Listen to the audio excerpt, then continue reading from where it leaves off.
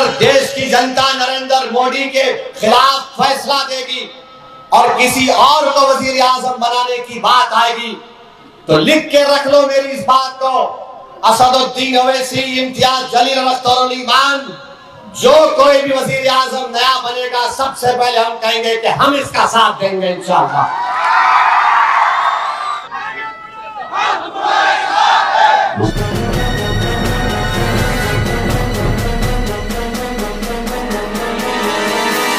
Media voice, आपकी आवाज। बहुत से लोग आकर ये कह रहे हैं जो अपने आप को बड़ा अक्लमंद समझते हैं। मेरी नजर में दुनिया के सबसे बेवकूफ यही लोग हैं जो ये कह रहे हैं कि नहीं ऊपर देखो, दिल्ली का इलेक्शन है, नीचे मत देखो।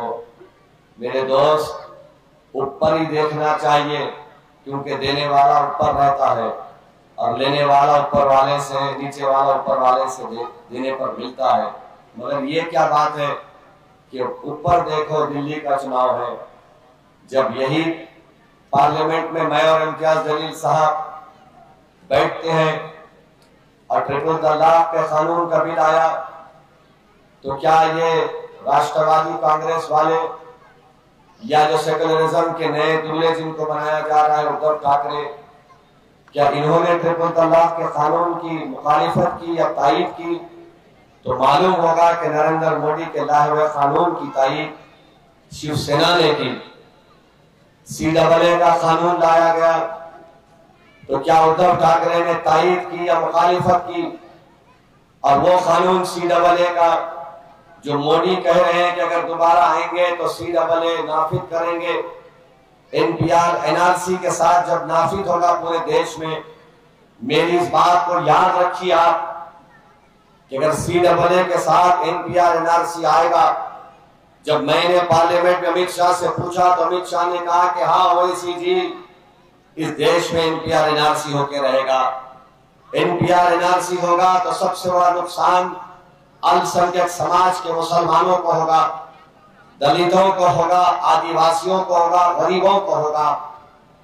आपसे कहा जाएगा कि आपके दादा का बर्थ सर्टिफिकेट लाकर बताओ, और जब इस मुल्क में महाराष्ट्र में CAA NPR NRC होगा, मैं औरंगाबाद की आवाम से सवाल कर रहा हूं, क्या उम्मीद कर सकते हैं कि खैरे दौड़कर आएगा? खैरे आकर ठहरेगा और बोलेगा नहीं नहीं नहीं, मैं इसके खिलाफ खड़े रहूंगा? कौन दौड़कर आकर कहेगा कि हम कागज नहीं दिखाएंगे, जो कागज पूछेगा उसके कागज को हम फाड़ देंगे, उसका नाम इम्तियाज जलील और मजलिस होगी। नरेंद्र मोदी कह रहे हैं कि मैं देश में यूनिफॉर्म सिविल कोड नाफिज करूंगा। उत्तराखंड रियासत में, प्रदेश में बीजेपी ने यूनिफॉर्म सिविल कोड को, यकसा सिविल कोड को नाफिज किया। शायद पढ़ने वाले जानते हैं, जानकार बताएंगे कि मैं जो कह रहा हूं सच है।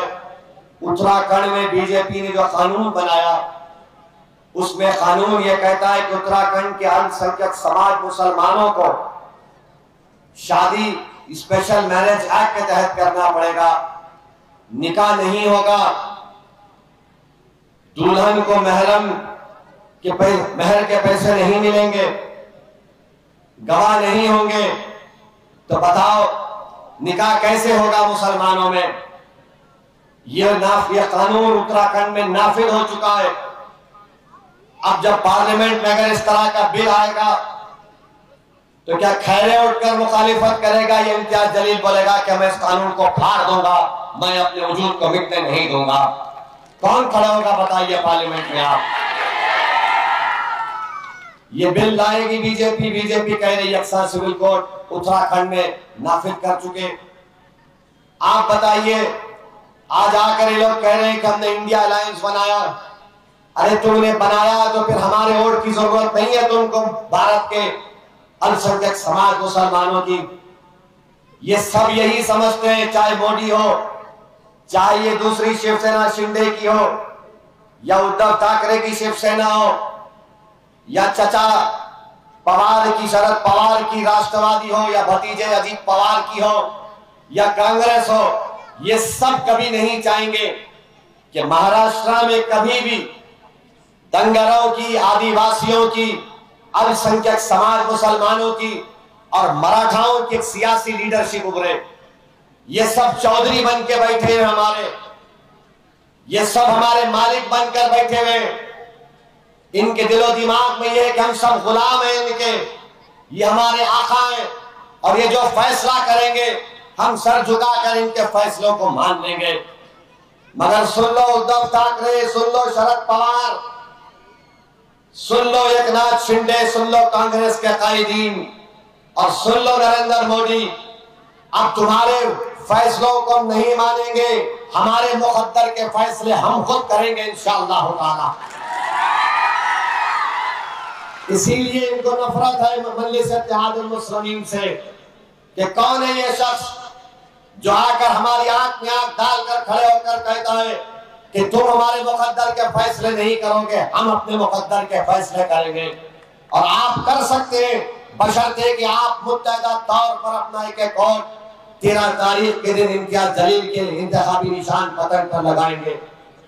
मेरे अजीज दोस्तों और बुजुर्गों, 48 लोकसभा की सीट में सिर्फ एक इम्तियाज है, तो इनको नफरत पैदा हो गई और सब मिलकर ये कोशिश कर रहे हैं।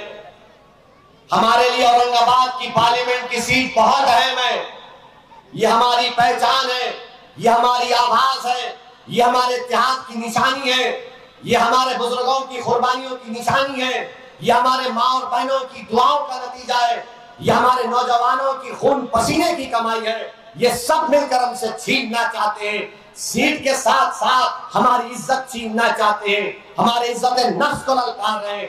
तो मेरी आपसे गुजारिश है कि जो लोग ये नियतें लेकर आ रहे हैं, आप क्या करेंगे? आप इनके खिलाफ एक शीशा पिलाई हुई दीवार बनकर इनसे कहेंगे औरंगाबाद हमारा था और औरंगाबाद हमारा रहेगा, यहाँ पर हमारा परचम लहराएगा, किसी और सियासी पार्टी का परचम हम लहराने नहीं देंगे औरंगाबाद। आप देखिए, खैरे है 20 साल 21 साल औरंगाबाद के एमपी थे, क्या वो नहीं बोलते थे खान बान? नहीं बोलता था खैरे खान और बान की बात? क्या खैरे नहीं बोलता था कि मैं हिंदुत्व आइडियोलॉजी का मानने वाला हूं? आज 5 साल पहले आपने इत्तेहाद को मजबूत किया, अपने वोटों से तमाम अल्पसंख्यक समाज मुसलमान दलितों ने, कमजोर तबकात ने मिलकर इम्तियाज जलील को कामयाब किया। तो 30 साल में खैरे को नहीं मालूम था औरंगाबाद में ईदगाह कहां है। तुमने अपनी ताकत की बुनियाद पर खैरे को बोला देख ये रास्ता ईदगाह का। खैरे दौड़ा दौड़ा ईदगाह को आया, फिर उसके बाद आपने कह दिया कि अब हमारा वोट नहीं जाने वाला किधर भी सिवाय मजलिस के पतंग के। तो खैरे मस्जिद करने पहुंच गया। हमारे नौजवानों ने कह दिया कि अब की बात दोबारा इम्तियाज को कामयाब करेंगे। तो वो खैरे जो खान बान बोलता था कहना शुरू कर दिया कि मस्जिद में जो लोग जाते हैं उनका दिल अच्छा होता, और खैरे बोला कि वो लोग मस्जिद से बाहर आकर पढ़ के फूंकते। आप देख लिए 5 साल में कैसा आपने ला लिया। ईदगाह मस्जिद, मस्जिद को जाने वालों का दिल अच्छा, फिर पढ़ के फूंकते। अब इसके आगे कुछ भी हो सकता है, इसके आगे कुछ भी हो सकता है ना। हम भी दुआ करेंगे अल्लाह से कि इसके आगे और हो जाए। प्यारे जब तू वहां से यहां तक आ गया तो आ ही जा।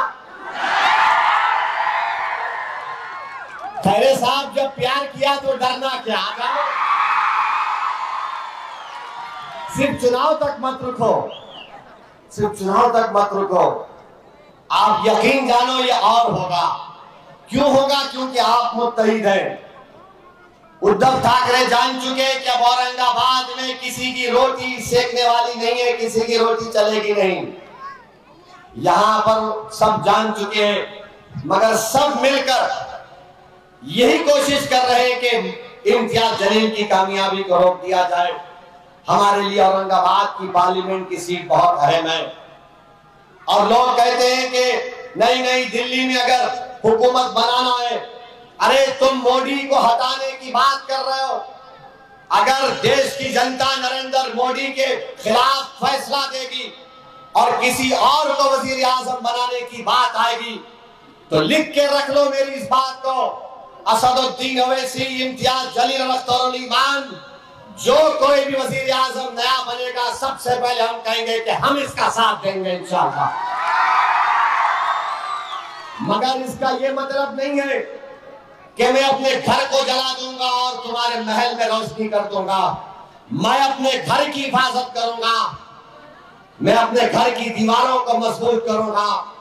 यह हरगिज नहीं हो सकता कि मैं मिट जाऊं और तुम जिंदा रहो। यह होता होगा 30 साल पहले, मगर अब हम मिटने को तैयार नहीं है।